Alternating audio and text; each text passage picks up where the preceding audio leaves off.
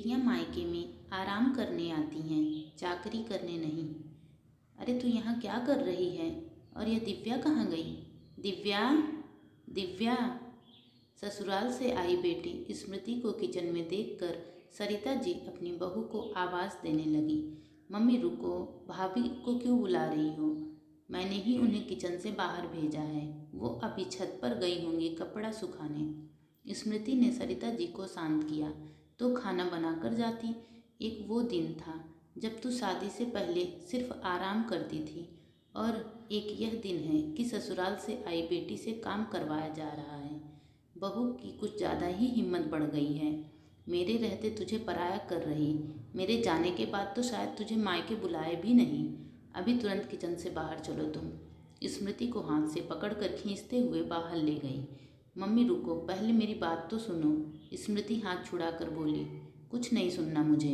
दिव्या, दिव्या। इस बार और तेज आवाज़ में सरिता जी चिल्लाने लगी।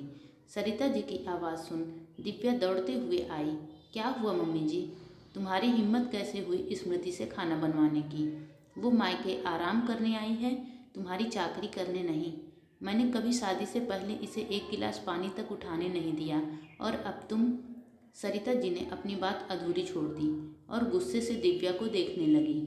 दीदी, आपसे मैंने कहा था कि मम्मी जी को पता चलेगा तो वो बहुत नाराज़ होंगी, लेकिन आपने मेरी एक नहीं सुनी।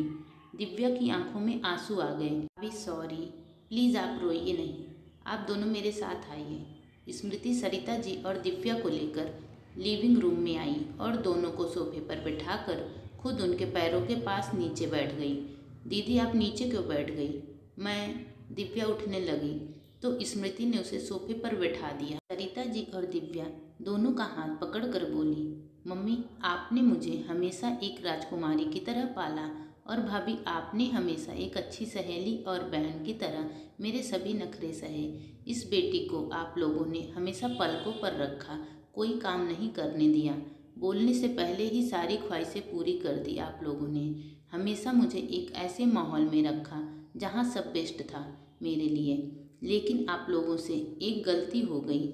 आप लोगों ने यह नहीं सोचा कि जब स्मृति सपनों की दुनिया से असलियत की धरातल पर आएगी तो उसका क्या होगा।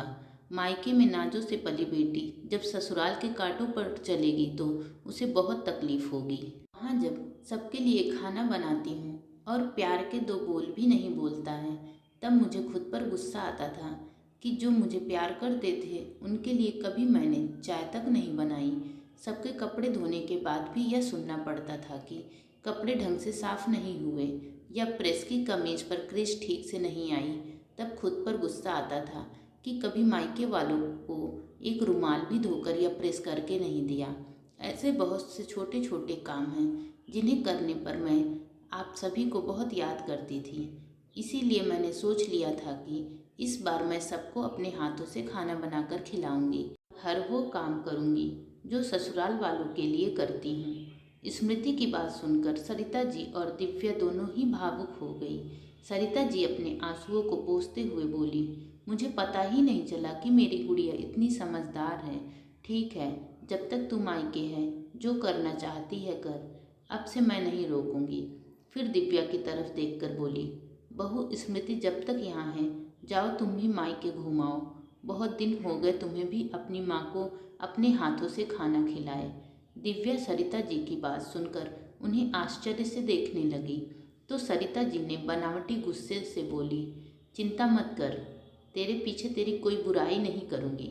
सरिता जी की बात पर दिव्या और स्मृति हंसते हुए उनके गले लग गई। Thanks for watching.